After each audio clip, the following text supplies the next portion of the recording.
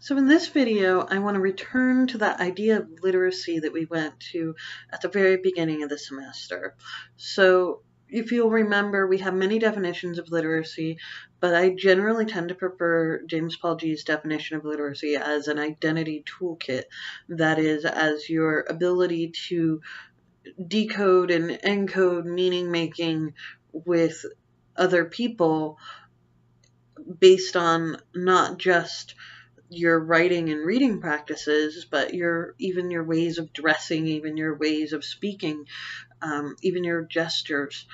Um, so one thing that we need to do is when we do critical reading, we need to take literacy into account. We need to be aware when we are in our own literacies, the literacies that we're fluent in, and when we're outside of our literacies, because it's very common to try to judge things based on the literacies that you have, and then later you find out, well, wait, that's not what that meant at all. And it's okay to engage with the things outside of your literacy. Don't dismiss those things. Absolutely not. But trust the judgment of people who are literate in that literacy to help you interpret those things until you yourself have learned enough to be one of those literate people. I would encourage you to embrace that discomfort of feeling illiterate, to acknowledge those times when you are not literate in what's being done. It doesn't mean you're stupid. It just means there's something more for you to learn. There's plenty of things I'm illiterate in. I can't even count the number of times I've made a fool of myself trying to make a sports example for a student because I knew that they understand sports. But I've spent years trying to understand sports and it still doesn't make sense to me. So that's a thing that I'm comfortable with my illiteracy in, even though that doesn't mean I'm going to stop trying to understand it. So there's that. Be nice to the people who don't have the same literacies as you. Treat them as resources, as experts in things that you don't know.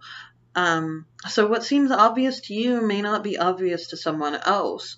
And it's very hard for us to remember the things that we're most fluent in, what it felt like before we were fluent in them. Do you honestly remember not being verbal? Because there was a time when you couldn't use words. You probably don't remember it. That's just a quirk of human biology. Um, but you probably do remember a time when you were engaging in what may now be your favorite hobby, but you probably remember some of the silly mistakes you made initially that marked you as illiterate. And you can look back and laugh at it now, but don't don't laugh at someone who's doing the same thing because they're in that same position. So when you are doing critical reading, one thing to do is look at the ethos of the author of what you're looking at and say, okay, is this person working inside their own literacies, or are they trying to communicate outside that? Along with that, and this is partly my personal thing and partly just, being a good person, don't judge people by dialect. Dialect is one of those markers of literacy, and most people have more than one dialect, and no dialect's better than any others, even though our culture will mark some dialects as more privileged than others. And that's generally because of external socioeconomic factors, not because one dialect is more educated or not than the others. The more you study dialects and linguistics and stuff, the more you start to see that the dialects that we denigrate as being, somehow less educated are actually really rich and complex and often have ways of making meaning that the prestige dialects don't have. So, don't look down on someone because they have a different dialect or a different literacy, but pay attention to them instead. You can learn from them. And the way to learn is to be critical, not mean. When I say critical, I don't mean that you're going to tear someone down, but think carefully And being critical means being critical of what you are consuming and also of your own responses so that you know how to respond to those responses. You can't necessarily control your own emotional response, your initial response, but you can absolutely control what you do about it. And one of those things is by reflecting on those initial responses. So in the reading for this week, for instance, we'll talk about reflection as part of your writing process. And it's so important. It's part of your research process as well. And why do we need to be so critical? This is me getting up on my soapbox because, hey, last week I can do that, right?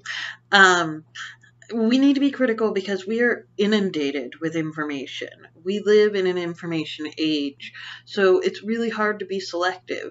People in previous ages, they had to work with whatever information they could get, and so they could just consume it all. But we have to be selective because if we try to consume all the information that's available to us, we'll never get anywhere. We'll be paralyzed. So also, previously, print media tended to label itself very clearly with a cover, or you knew who you were buying it from, or whatever. Whereas now, when we share things on social media, who publishes the thing is often not the first thing we see. Often the first thing we see is the photo associated with it, the headline associated with it, our friend's response to it. So it's very easy to overlook key information that helps us be critical readers and also that helps us be good citizens. So you're going to have to practice these critical reading skills that we've been working on this semester. And one of those ways, as I said, you can't control your initial reaction, but one of those ways is the reflection on, so you react to something, you're offended or you're excited or whatever, and then you step back and say, why am I responding this way? And that can help you evaluate the source. So when you say, why am I excited? Why am I excited? Why am I offended? You can actually wind up looking at the way that source presents the information and say, is that the kind of reaction that the source wants me to have? Are they using loaded language? Are they being hyperbolic intentionally to get that reaction so that I'm going to click share? So the other thing is conventions are constantly changing. Print media tends to be very conservative in its conventions, but digital media functions more like oral media. And so it tends to change very quickly and tends to be difficult to pin down. So something that you'll need to do is to develop strategies of what to do when you encounter something that you don't understand. Like earlier, just today, I had encountered some slang words that I wasn't familiar with. So I was like, well, I got to figure out what these words mean because I can't understand what these people were saying without these key words. And so I had to turn to a site that I trust. In this case, Urban Dictionary. Urban Dictionary is a little more freewheeling than Wikipedia. It doesn't have as strong of editorial standards, but what I can do is I can go through all the list of things and see if there's a consensus of the people contributing of what they would generally accept that word to mean.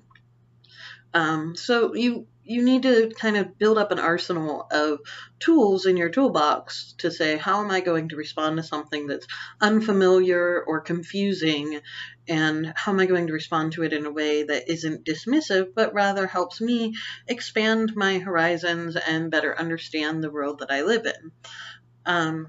So one of the things in your toolbox is we pay attention to how they handle their sources. Do they tell you where they got their information? How are they telling you where they got their information? How are they handling that information? We pay attention to their argument, to their claims, to their reasons, to their evidence, and to their warrants, especially warrants, since those might not be stated, but those are often the key to unlock the whole argument. We pay attention to methods. Don't just take claims at face value. We pay attention to how the information and evidence was acquired or generated. And that's often buried deep in it. So you'll get a headline that'll be like, I don't know, something random like tea causes cancer. And then you read the method and they'll find out that they did this test on maybe 15 rats and it was a pilot study and the amount of tea they gave the rats was basically enough to kill them or something like that. So you really want to pay attention to method. Don't just take claims at face value, but look at where they're getting that claim from. Pay attention to rhetorical appeals. As I've said before, no one appeal is better than another, but it's important to see how they're being deployed and when, and if it's appropriate to the situation.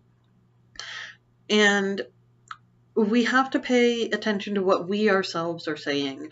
We are participants in this ecology of information and argument. So each of us has the responsibility to vet our own arguments and do our own research. And when we post something on social media, we have the responsibility to be sure that it's something that we want representing our thoughts and opinions. So unless you put a post that says otherwise, when you share something, you're endorsing that. People tend to read it as such. So you have to be very careful about how you share things, how you endorse things, what things you share, because your friends and colleagues are depending on your critical reading skills, just like they're depending on their own critical reading skills.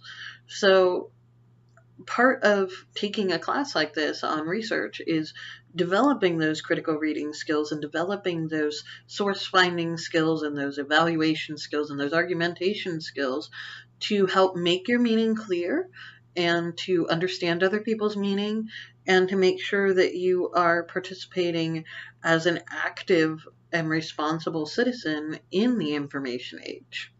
So I hope that gets you kind of reflecting on your own media usage and your own consumption and how you're going to proceed from now on and how you're going to reflect your research skills in your daily life.